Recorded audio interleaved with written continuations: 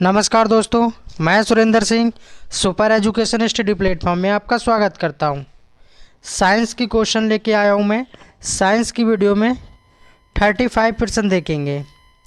विज्ञान से कितने क्वेश्चन देखेंगे? 35 क्वेश्चन देखेंगे और लगातार मैं वीडियो दे रहा हूं, चाहे वो साइंस की हो, ईवीएस की हो, सीडीपी की हो या हिंदी की हो। अगर आप चैनल पर पहली बार आए हैं तो चैनल को सब्सक्राइब कर लीजिए और वीडियो को लाइक कीजिए। शुरू करते हैं आज की क्लास। पहला प्रश्न दिया है, माचिस की तीली पर कौन सा पदार्थ लगा होता है? माचिस की तीली की बात हो रही है। सभी के घर में माचिस तो देखी होगी। जो तीली होती है उस पर क्या लगा होता है? ए में कहा जा रहा है सोडियम, और बी में कहा जा रहा है मैग्नीशियम, और सी में कहा जा रहा है फास्फोरस, और डी में कहा जा रहा है कैल्शियम। तो क्या लगा होता है? उस पर फास्फोरस लगा होता है। क्या लगा होता है? Phosphorus. C is the right answer. 2 number प्रश्न देखेंगे, जड़त्व के संदर्भ में विचार कीजिए। पॉइंट नंबर 1 में कहा जा रहा है जड़त्व पदार्थ का वह गुण है जिसके द्वारा वह स्थिति में परिवर्तन का विरोध करती है। पॉइंट नंबर 2 में कहा जा रहा है किसी वस्तु का भार उसके जड़त्व की माप होती है। क्या? ए में कहा जा रहा है कथन 1 सही है, बी में कहा जा रहा है कथन 2 सही है, और सी में क्या कहा जा रहा है 1 और 2 दोनों सही है, और डी में कहा जा रहा है उपरोक्त में से कोई सही नहीं है। तो 2 का सही आंसर हो जाएगा पहला वाला कथन, ठीक हो जाएगा, यानी कि कथन 1 सही है जबकि 2 गलत है। तो ए सही हो जाएगा। जड़त्व पदार्थ का वह गुण है जिसके द्वारा वह स्थिति में परिवर्तन का विरोध करती है।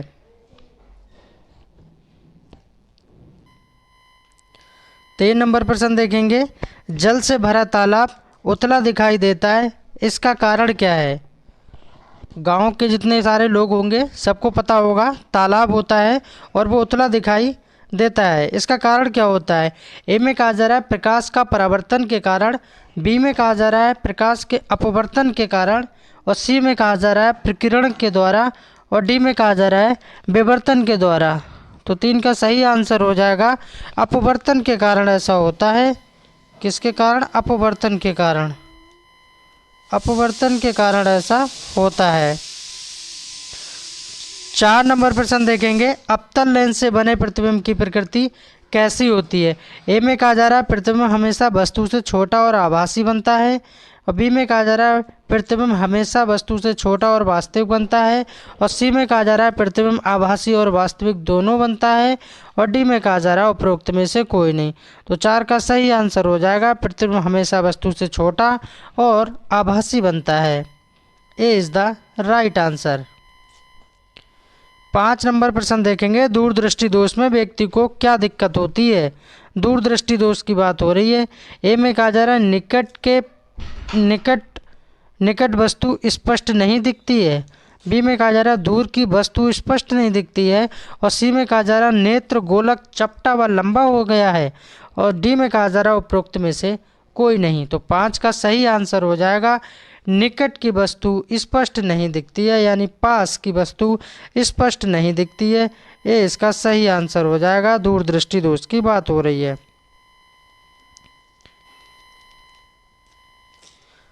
निकट दृष्टि दोष का निवारण कैसे होता है? निकट दृष्टि दोष का निवारण कैसे होता है? ए में कहा जा रहा है अवतल लेंस के द्वारा, बी में कहा जा रहा है उत्तल लेंस के द्वारा, और सी में कहा जा रहा है बाईफोकल लेंस के द्वारा, और डी में कहा जा रहा है उपरोक्त में से कोई नहीं। 6 का सही आंसर हो जाएगा अवतल लेंस के द्वारा। किसके द्वारा? अवतल लेंस के द्वारा। A is the right answer. 7 number प्रश्न देखेंगे, सर्वप्रथम तड़ित झंझ की संकल्पना को स्पष्ट किया था, किसने किया था? ए में कहा जा रहा है न्यूटन, और बी में कहा जा रहा है बेंजामिन फ्रैंकलिन, और सी में कहा जा रहा है पास्कल, और डी में कहा जा रहा है मैक्सवेल। 7 का सही आंसर हो जाएगा Benjamin Franklin. B is the right answer. 8 number प्रश्न देखेंगे, परमाणु क्रमांक का प्रतिपादन किसने किया था? ए में कहा जा रहा है रदरफोर्ड, बी में कहा जा रहा है बोरबारी ने, और सी में कहा जा रहा है अम्सन ने, और डी में कहा जा रहा है मोजले ने। तो किसने किया था? 8 का सही आंसर हो जाएगा मोजले ने। मोजले ने। डी इसका सही आंसर हो जाएगा। 9 नंबर प्रश्न देखेंगे, तांबे का सबसे महत्वपूर्ण प्रयोग कहाँ होता है। तांबे की बात हो रही है। ए में कहा जा रहा है बर्तन बनाने में, बी में कहा जा रहा है बिजली के तार बनाने में, और सी में कहा जा रहा है उपरोक्त में से कोई नहीं, और डी में कहा जा रहा है मिश्र धातु बनाने में। तो 9 का सही आंसर हो जाएगा, बिजली के तार बनाने में तांबे का प्रयोग किया जाता है। बी इसका सही आंसर हो जाएगा। 10 नंबर प्रश्न देखेंगे, निम्नलिखित में से कौन विद्युत का कुचालक है। विद्युत का कुचालक यानी बिजली का कुचालक कौन है। ए नंबर में दिया है रबड़, बी में दिया है कांच, और 3 में दिया है प्लास्टिक, और 4 में दिया है ग्रेफाइट। अब ए में कहा जा रहा है कि 1 और 3 दोनों सही है, बी में कहा जा रहा है 1 2 3 सही है, और सी में कहा जा रहा है उपरोक्त सभी, और डी में कहा जा रहा है केवल एक सही है। तो 10 का सही आंसर हो जाएगा 1 2 3। ये 1 2 और 3 सही है। 1 में कहा जा रहा है रबड़, और 2 में कहा जा रहा है कांच, और 3 में कहा जा रहा है प्लास्टिक। ये क्या है, ये तीनों की तीनों कैसे हैं, विद्युत के कुचालक हैं। 11 नंबर प्रश्न देखेंगे, मानव जाति में गुणसूत्र की संख्या कितनी होती है। गुणसूत्र की बात हो रही है। ए में कहा जा रहा है 48, बी में कहा जा रहा है 44, और सी में कहा जा रहा है 46, और डी में कहा जा रहा है 50। 11 नंबर का सही आंसर हो जाएगा 46 गुणसूत्र होते हैं। गुणसूत्र की संख्या कितनी होती है, 46 होती है। पेयर्स की बात की जाए, युग्म की बात की जाए तो कितने, 23, और 23 इंटू 2 करेंगे तो कितने हो जाएंगे, 46 हो जाएंगे। उम्मीद करता हूँ समझ चुके होंगे। नेक्स्ट क्वेश्चन देखते हैं 12 नंबर, हमारे शरीर में रोगों से प्रतिरक्षा का कार्य कौन करता है। ए में कहा जा रहा है आरबीसी, बी में कहा जा रहा है डब्ल्यूबीसी, और सी में कहा जा रहा है प्लेटलेट्स, और डी में कहा जा रहा है इनमें से कोई नहीं। आरबीसी का मतलब क्या होता है, रेड ब्लड सेल्स। डब्ल्यूबीसी का मतलब क्या होता है, वाइट ब्लड सेल्स, और प्लेटलेट्स। तो 12 का सही आंसर हो जाएगा डब्ल्यूबीसी यानी वाइट ब्लड सेल्स। क्या होता है, श्वेत रक्त कणिकाएं, जिसको हिंदी में बोला जाता है श्वेत रक्त कणिकाएं, इंग्लिश में बोलेंगे वाइट ब्लड सेल्स, और शॉर्ट फॉर्म में बोलेंगे डब्ल्यूबीसी। हमारे शरीर में रोगों से प्रतिरक्षा का कार्य कौन करता है, तो डब्ल्यूबीसी ही ये कार्य करती है।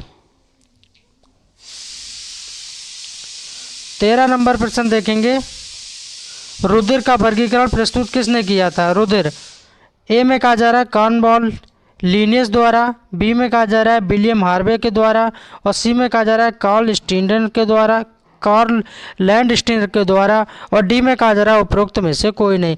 तो 13 का सही आंसर हो जाएगा कार्ल लैंडस्टीनर के द्वारा। C is the right answer.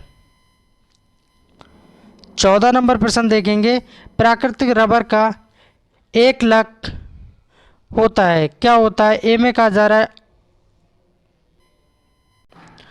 प्राकृतिक रबर का 1 लाख होता है, क्या होता है। ए में कहा जा रहा है आर्लॉन, और बी में कहा जा रहा है टेरिलीन, और सी में कहा जा रहा है न्यूप्रीन, और डी में कहा जा रहा है आइसोप्रीन। तो 14 का सही आंसर हो जाएगा आइसोप्रीन।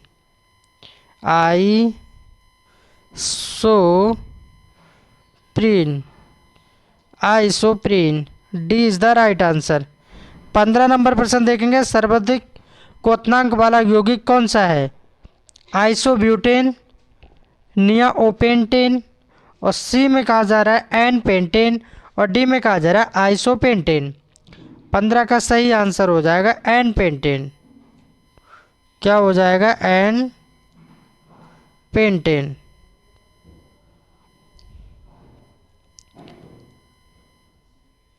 सोलह नंबर प्रश्न है, रदरफोर्ड के अल्फा कण प्रकीर्णन प्रयोग के परिणाम स्वरूप खोज किया गया था। किसकी खोज की गई थी, रदरफोर्ड के बारे में बात की जा रही है। एक अल्फा, एक बीटा और एक गामा, 3 प्रकार की किरणें होती हैं। एक अल्फा और एक बीटा और एक गामा।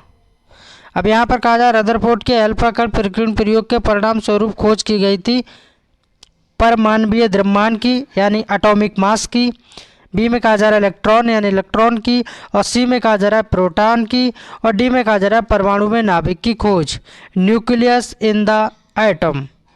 तो 16 का सही आंसर हो जाएगा परमाणु में नाभिक की खोज, nucleus in the atom. D is the right answer. 17 number प्रश्न देखेंगे, प्रकाश संश्लेषण में उत्पादोपात के रूप में मुक्त ऑक्सीजन का स्रोत क्या है? ए में कहा जा रहा है क्लोरोफिल, बी में कहा जा रहा है ग्लूकोज, और सी में कहा जा रहा है कार्बन डाइऑक्साइड, और डी में कहा जा रहा है जल यानी वाटर।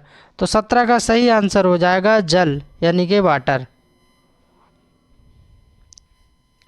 18 नंबर प्रश्न देखेंगे, सूक्ष्म जीव मृत पौधे व जीव खाकर क्या बनाते हैं? ए में कहा जा रहा है लकड़ी, और बी में कहा जा रहा है ह्यूमस, और सी में कहा जा रहा है रेत, और डी में कहा जा रहा है मशरूम। तो 18 का सही आंसर हो जाएगा ह्यूमस। क्या बनाते हैं? ह्यूमस बनाते हैं, ह्यूमस। सेकंड वाला सही हो जाएगा। 19 नंबर प्रश्न देखेंगे, इनमें से क्या वनों से प्राप्त नहीं किया जा सकता है? वन की बात हो रही है और नहीं में पूछा जा रहा है क्या प्राप्त नहीं किया जा सकता है? कैरोसिन यानी हिंदी में बोलते हैं इसको मिट्टी का तेल। क्या बोलते हैं? मिट्टी का तेल। मिट्टी का तेल, रेसिन, लकड़ी और गोंद। गोंद भी प्राप्त किया जा सकता है, लकड़ी भी प्राप्त की जा सकती है और रेसिन भी प्राप्त किया जा सकता है। ये तीनों प्राप्त किए जा सकते हैं, बट कैरोसिन तेल नहीं प्राप्त किया जा सकता है वन से। तो यही इसका आंसर है क्योंकि नहीं में पूछा जा रहा है।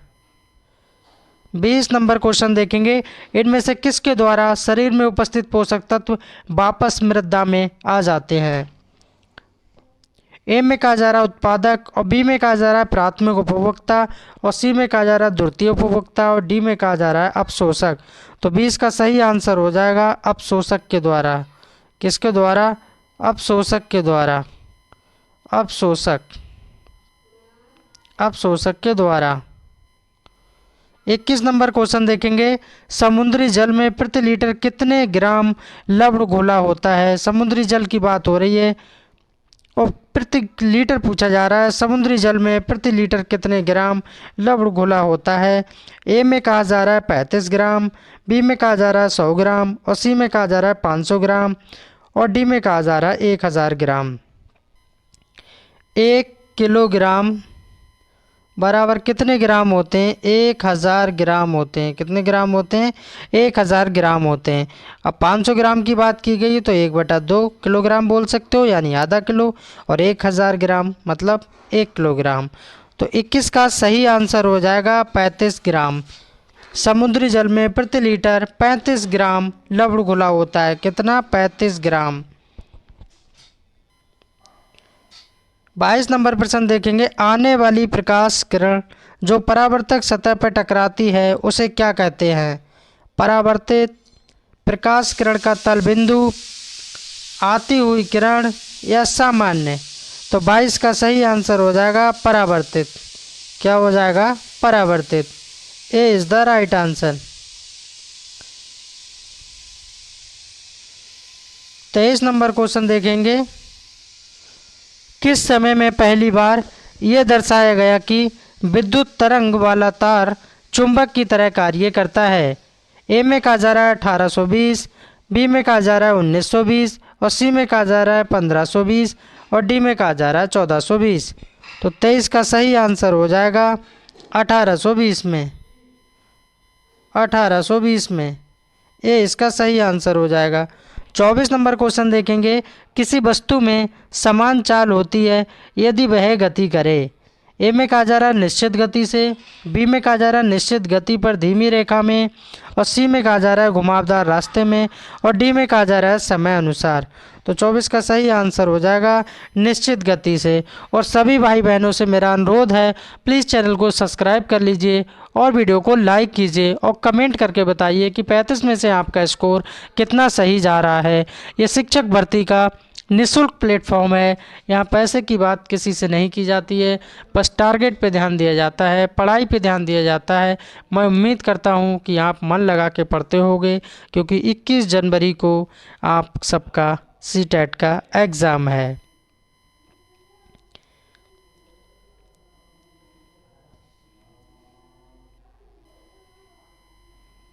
पच्चीस नंबर क्वेश्चन देखेंगे, स्त्री व पुरुष युग्मक मिलने की प्रक्रिया को क्या कहते हैं? ए में कहा जा रहा है बीज रचना, बी में कहा जा रहा है परागण, और सी में कहा जा रहा है निषेचन, और डी में कहा जा रहा है प्रजनन। तो 25 का सही आंसर हो जाएगा निषेचन। क्या हो जाएगा? निषेचन। C is the right answer. 26 number question देखेंगे। गुलाब में नया पौधा उगाने के लिए सामान्यतः प्रयुक्त होने वाला उपाय क्या है? गुलाब की बात हो रही है। ए में कहा जा रहा है तंतु रचना, बी में कहा जा रहा है कलम का प्रयोग करेंगे, सी में कहा जा रहा है परत चढ़ाना, और डी में कहा जा रहा है रोपना। तो किसका काम करेंगे गुलाब के लिए? कलम विधि का प्रयोग करेंगे। कलम काट के ही तो गुलाब को बनाया जाता है। 27 नंबर क्वेश्चन देखेंगे। पत्तियों, तनों व फूलों के सूखने को क्या कहते हैं? ये एनसीईआरटी के क्वेश्चन है जो सीटेट पूछता है। एनसीईआरटी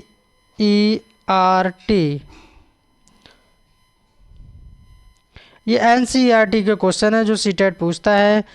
6, 7, 8, 9, 6, 7, 8 तीन क्लासों की एनसीईआरटी मैं लगातार करा रहा हूँ। इससे क्वेश्चन बच के नहीं जाएगा, और बीच बीच में मैं प्रीवियस ईयर के क्वेश्चन भी लेके आ रहा हूँ ताकि आपको क्वेश्चन का लेवल भी पता लग जाए। शुरू में जो क्वेश्चन पूछे गए हैं वो मैंने प्रीवियस ईयर के लिए हैं, बाकी एनसीईआरटी के अकॉर्डिंग बुक से मैंने क्वेश्चनों को मेंशन किया है। तो पत्तियों, तनों व फूलों के सूखने को क्या कहते हैं? 27 का सही आंसर हो जाएगा मुरझाना। ये इसका सही आंसर हो जाएगा। 28 नंबर क्वेश्चन देखेंगे। हृदय गति सुनने के लिए प्रयोग होने वाला यंत्र कौन सा है? हृदय गति। ए में कहा जा रहा है स्टेथोस्कोप, बी में कहा जा रहा है माइक्रोस्कोप, और सी में कहा जा रहा है फिग्मोनोमीटर, और डी में कहा जा रहा है थर्मामीटर। तो 28 का सही आंसर हो जाएगा स्टेथोस्कोप। क्या हो जाएगा? स्टेथोस्कोप। और सभी लोग वीडियो को लाइक ज़रूर कर देंगे, पहला वाला इसका सही हो जाएगा। 29 नंबर क्वेश्चन देखेंगे। मूत्र में कितने % जल होता है, यानी पेशाब में कितने % वाटर होता है? ए में कहा जा रहा है 95%, बी में कहा जा रहा है 100%, और सी में कहा जा रहा है 25%, और डी में कहा जा रहा है 5%। 29 का सही आंसर हो जाएगा 95%। क्या होता है? 95% वाटर होता है। 30 नंबर क्वेश्चन देखेंगे। हृदय प्रति मिनट कितनी बार रक्त को पंप करता है? ए में कहा जा रहा है 70 से 72 बार, बी में कहा जा रहा है 100 से 120 बार, सी में कहा जा रहा है 200 से 300 बार, और डी में कहा जा रहा है 25 से 30 बार। तो 30 का सही आंसर हो जाएगा 70 से 72 बार। कितना? 70 से 72 बार हृदय प्रति मिनट रक्त को पंप करता है। पहला वाला इसका सही हो जाएगा। 31 नंबर क्वेश्चन देखेंगे। 24 घंटे में हृदय लगभग कितने लीटर रक्त को पंप करता है? 24 घंटे की बात की जा रही है, 24 आवर की बात की जा रही है। हृदय कितने लीटर रक्त को यानी ब्लड को पंप कर देता है? ए में कहा जा रहा है 7200 लीटर, बी में कहा जा रहा है 100 लीटर, और सी में कहा जा रहा है 500 लीटर, और डी में कहा जा रहा है 1000 लीटर। यहाँ पर लीटर लिख लीजिए, लीटर। आंसर लीटर में ही रहेगा। 31 का सही आंसर हो जाएगा 7200 लीटर। 7200 लीटर 24 घंटे में हृदय 7200 लीटर यानी ब्लड को पंप कर देता है। 32 नंबर क्वेश्चन देखेंगे। जन्म के समय शिशु की हृदय गति प्रति मिनट कितनी होती है? ए में कहा जा रहा है 130 से 140, बी में कहा जा रहा है 200 से 250, और सी में कहा जा रहा है 300 से 350, और डी में कहा जा रहा है 50 से 60। प्रति मिनट की बात हो रही है, तो यहाँ पर 32 का सही आंसर हो जाएगा 130 से 140 प्रति मिनट। प्रति मिनट 130 से 140 के बीच में जन्म के समय शिशु की हृदय गति 130 से 140 प्रति मिनट होती है। 33 नंबर क्वेश्चन देखेंगे। केचुआ किस से सांस लेता है? केचुआ का दूसरा नाम क्या है? घेसा बोलते हैं। क्या बोलते हैं गांव की भाषा में, देहाती भाषा में क्या बोलते हैं? इसको घेसा बोलते हैं। दूसरा नाम है इसका केचुआ। किस से सांस लेता है? ए में कहा जा रहा है श्वसन के द्वारा, बी में कहा जा रहा है त्वचा के द्वारा, सी में कहा जा रहा है कान के द्वारा और डी में कहा जा रहा है जीभ के द्वारा। केचुआ यानी घेसा किसके द्वारा सांस लेता है? तो ये त्वचा के द्वारा सांस लेता है। 34 नंबर क्वेश्चन देखेंगे, प्रत्येक फेफड़ों में लगभग कितने मिलियन कृपिका होते हैं? ए में कहा जा रहा है 300 मिलियन, बी में कहा जा रहा है 1000 मिलियन और सी में कहा जा रहा है 500 मिलियन और डी में कहा जा रहा है 600 मिलियन। मिलियन यानी ml। 34 का सही आंसर हो जाएगा 300 मिलियन। 300 मिलियन इसका सही आंसर हो जाएगा। और इस वीडियो का लास्ट क्वेश्चन है 35 नंबर, पारा यानी थर्मामीटर का निर्माण किसकी पतली नली से किया जाता है? ए में कहा जा रहा है कांच की पतली नली और बी में कहा जा रहा है सोने की पतली नली और सी में कहा जा रहा है चांदी की पतली नली और डी में कहा जा रहा है इनमें से कोई नहीं। 35 का सही आंसर हो जाएगा कांच की पतली नली। कांच की पतली नली। ये इसका सही आंसर हो जाएगा। मिलते हैं नेक्स्ट वीडियो में, नेक्स्ट क्लास में। Thanks for watching. Please subscribe my channel.